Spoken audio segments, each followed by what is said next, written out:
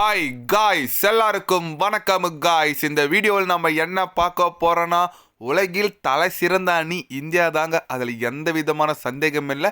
இப்போ நடக்க போகிற சாம்பியன் டிராஃபி தொடர கட்டாயம் இந்தியா தான் வெற்றி பெறும். அதுக்கு இது தாங்க காரணம். நான் சொல்கிறது 100% நடக்கும் அப்படின்னு சொல்லிட்டு முன்னாள் ஆஸ்திரேலியா கேப்டன் நட்சத்திர வீரர் என்ன வேணான்னு சொல்லாங்க ரிக்கி பாண்டிங் பார்த்தீங்கன்னா நமக்கு ஆதரவாக பேசியிருக்காரு. ஏன் ஆஸ்திரேலியாவே சாம்பியன் டிராஃபி வின் பண்ணாது, இந்தியா தான் வின் பண்ணுன்னு சொல்லிட்டு பத்திரிகையாளர் சந்திப்பில் ரொம்ப ஓப்பனாக பேசியிருக்காரு. அவர் என்ன பேசினார், ஏது பேசினார்னு சொல்லிட்டு வீடியோவில் டீட்டெயில்டாக பார்க்கலாம். அதுக்கு முன்னே நீங்கள் நம்ம சேனலுக்கு புதுசாக வந்திருந்தீங்கன்னா ஒரே ஒரு சப்ஸ்கிரைப் மட்டும் பண்ணிவிட்டு வாங்க, வீடியோக்குள்ளே போகலாம். ஆமாங்க, இப்போ பார்த்தீங்கன்னா சாம்பியன் டிராஃபி தொடங்கும் போது இன்னும் ஒரு 2 நாள் தாங்க கேப் இருக்குது. நம்ம 19ஆம் தேதி பங்களாதேஷை எதிர்கொள்கிறோம். அதுக்கு முன்னே பத்திரிகையாளர் சந்திப்பில் நம்ம ரிக்கி பாண்டிங்க 4 பேர் கேள்வி கேட்டாங்க.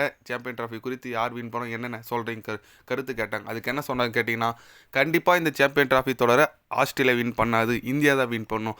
ஏன்னு கேட்டிங்கன்னா ஆஸ்திரேலியாவில் ஃபுல் டீம் கிடையாது, போலிங்கே கிடையாது. ஏன்னா ஸ்டாக், பேட் கமெண்ட்ஸ், அப்புறம் மிச்சல் மார்ஷ், ஸ்டோனிஸ் இது போன்ற பிளேயர்கள் யாருமே விளையாடல. எனக்கு அது ரொம்ப கஷ்டமாக இருக்குது. அந்த வகையில் பார்த்தீங்கன்னா இந்திய அணி ரொம்ப ஸ்ட்ராங்காக இருக்குது. என்ன தான் பும்ரா இல்லைனாலும் ஆனால் அவங்க அணி ரொம்ப ரொம்ப வலுவாக இருக்குது. முகமது ஷமி, குல்தீப் யாதவ், ரவீந்திர ஜடேஜா, அக்சர் பட்டேல் சொல்லிட்டு போலிங் யூனிட் ரொம்ப அசுறுத்தனமாக இருக்குது. பாகிஸ்தான், அபுதாபியில் இந்த மாதிரி போலர்ஸ் இருந்தால் கண்டிப்பாக ரொம்ப எடுபடும். அதனால் ஆஸ்திரேலியா பொறுத்த வரைக்கும் போலிங் ரொம்ப புவராக இருக்குது. என்னை பொறுத்த வரைக்கும் இந்த சாம்பியன் டிராஃபி தொடர இந்திய அணி வெல்றதுக்கு நிறைய வாய்ப்பு இருக்குது.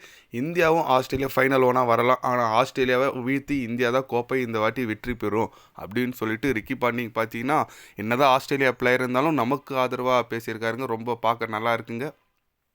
ஏன்னு கேட்டிங்கன்னா அவர் சொல்கிறது கரெக்டுங்க. ஆஸ்திரேலியாவில் பார்த்தீங்கன்னா முக்கிய வீரர் யாருமே இல்லைங்க. மிச்சல் ஸ்டாக் இல்லை, பேட் கமெண்ட்ஸ் இல்லை, ஹேசல்வுட் இல்லை, ஸ்டோனிஸ் ரிட்டையர்மெண்ட்டு இதில் கொடுத்துட்டார் ஓடிஐயில், மிச்சல் மார்ஷ் இன்ஜுரி, முக்கிய ஒரு தூணுங்களே காணும்னு சொல்லலாம் ஆஸ்திரேலியாவில். அப்போ நமக்கு கொஞ்சம் ஈஸி தாங்க.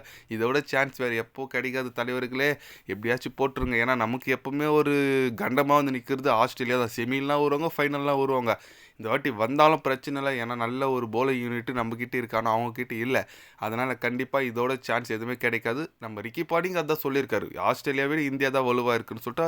என்னதான் ஒரு ஆஸ்திரேலியா வீரராக இருந்தாலும் முன்னாள் ஜென்டில்மேனாக நமக்கு ஆதரவாக பேசியிருக்காருங்க. பார்க்க நல்லா இருக்குது.